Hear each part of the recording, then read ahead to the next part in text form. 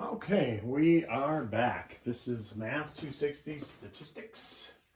We're looking at 6.1, 6.2, and this is actually part 2 of 6.1 and 6.2.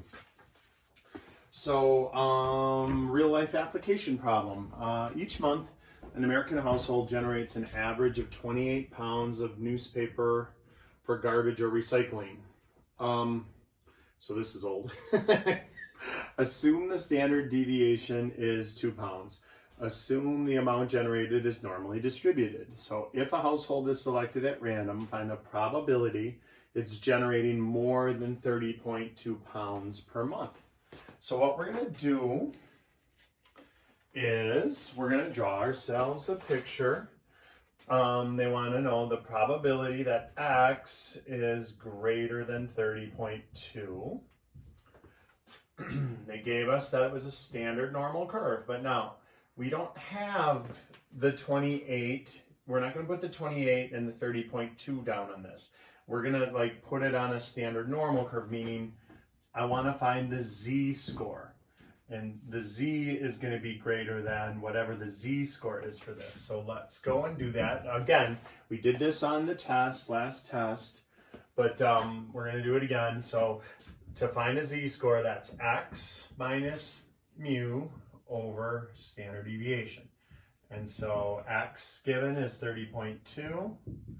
The mean was given in the original 28 pounds per month. And the standard deviation was given is 2. So that ends up to be 2.2 over 2, which is 1.1. So we have a z-score of 1.1. So just about 1 standard deviation above the mean. And so we're not using the 28 here and the 30.2 here. Instead, we put it on a normal curve and said z is equal to 0 is the center and 1.1, so 1.1 standard deviations above the mean. And they want to know more than, so they want this area. They want this stuff above it. So that's not what we get when we use the chart. So this time I went and grabbed the chart so I could show you. So we're going to look up 1.10 on our chart and see what probability we get for that. So let me hold this up to the camera. Hopefully everybody can see that okay. So 1.10 comes down to be 0.8643. If it would have been 1.14, we would have did 1.1 here, and then we would have did 0.04 there, and then this would have been 1.14. It didn't end up being that. It's 1.10, so we get to just stay right there. Okie dokie, so 0.8643. So that's the probability given, but that doesn't match with our area here because remember that is this area. The 0.8643 is from there down. We don't want that. We want the other one. So we're going to do 1 minus 0.8643. And the probability that if you picked a house at random, it would generate more than 30.2 pounds of garbage per month would be 0.1357. Just about a 14% chance. Okay, let's look at number 2. Between 27 and 31. So let's see what that is. Again, draw yourself a pretty picture. There's the mean. We got to find their z-scores. So here, we'll do z sub 27. We'll use that little sub thing. And so that means, remember, 27 doesn't count for anything mathematically. It's just I want to use the z-score, the same z-score more than once. So when I look at that, it's going to be 27 minus, the mean was given, 28, divided by the standard deviation was also given in the original, 2. And so we're looking at negative 1 over 2, which is negative 0.5. All right, oh, hopefully you can still see that negative 0.5, yeah. All right, so negative 0.5 for our z-score. And then we calculate z sub 31. So 31 minus 28 over 2. That is going to be 3 over 2, which is going to be 1.5. So z is equal to 1.5, the z sub 31. So 1.5 standard deviations above the mean, and negative 0.5 below the mean, and everything in between there. So I want that area right there. So that's not going to be easy. That's going to be, we're going to look up those two areas. We want the probability between 0.5 is less than z, which is less than 1.5. All right. If we had it set up like that also before, it would have been the probability that 27 is less than x is less than 31. So this isn't put onto a standard normal curve. We want it on a standard normal where z is equal to 0. So that's why we converted to z-scores, that standard deviations above the mean, standard deviations below the mean, instead of the raw data. We don't want the raw data on this. All right. So we look those up. I ended up with 0.9332 minus 0.3085. And we'll take a look at how I found those on the chart. That is 0.6247. That is what you should have gotten. Let's look on the chart again.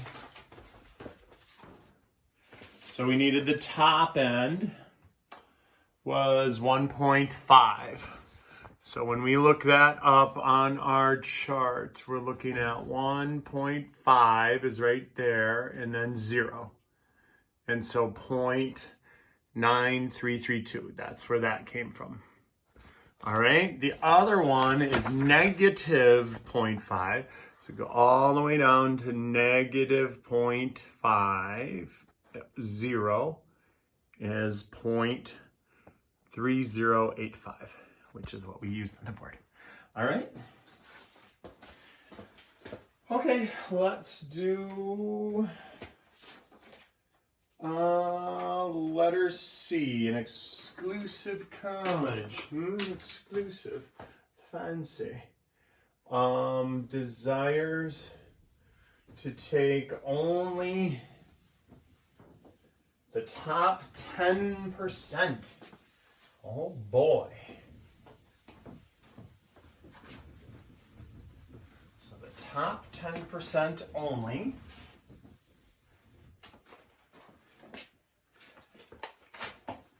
And test has a mean of 500 and a standard deviation of 100. So they gave us this for part C here. The mean is 500, that's given. And the standard deviation is 100, that's given. And so they're asking us to do a weird thing. They want to know the score. They want to know x. So look, we have this formula, z is equal to x minus mu over standard deviation. And so we have this is 500, we have that as 100. They want us to find that. They didn't give us a z-score. What they gave us was the 90th percentile, right? The top 10% means 90th percentile.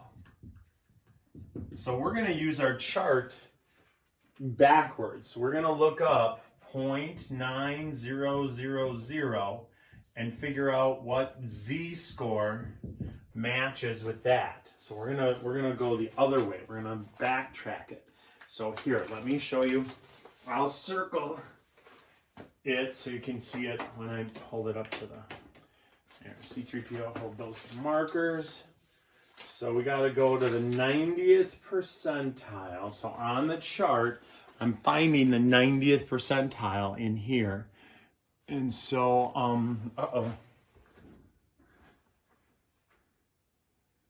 okay.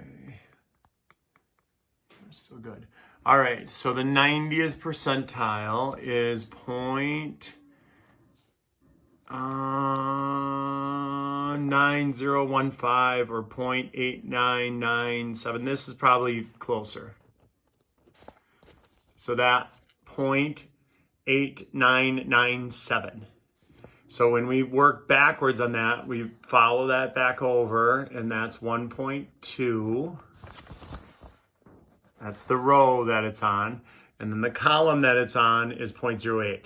So we're going to use 1.28.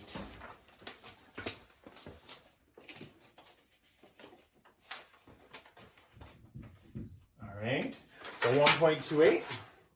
So let's put all of our values in and use our sweet algebra skills. 1.28 is equal to x minus 500 over 100. And then we're going to cross multiply and solve. So 1.28 times 100 is equal to x minus 500. That's 128 equals x minus 500. Add 500. And so if you scored a 628 or higher on the standardized test, you would be in the top 10%. So we need 628 or higher. All right. And then the last one is easy peasy. That's just a plug and chug problem. That's called the Pearson Coefficient. And that's to see if it's close to normal. So Pearson Coefficient close to normal is 3 times x minus the median, the mean minus the median divided by the standard deviation. So in the problem, they gave us, let's see, the Pearson Coefficient, if it falls in between. Oh, here, I just made up a problem for that. So here's a problem that I just made up. X bar is equal to 127.24. The median is 143, and the standard deviation is 39.87. So we'll put these values in for that and see if it works out. So we've got, I used S, so it's a sample.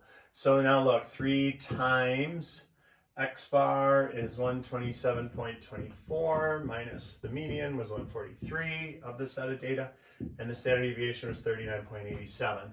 So when we work that out, we end up with negative 47.28 over 39.87, which is negative 1.189. In order to be considered normal, the Pearson coefficient has to be between -1 and +1. So the closer to 0 this is, the better. That just missed it. That's -1.18, which is outside of the realm of normal. So this is normal. If the Pearson coefficient falls between -1 and 1, we consider normal. Since this is lower than -1, this is not normal. And so we couldn't use a standard normal curve for it. And that ends this lecture for 6.1 and 6.2 part 2.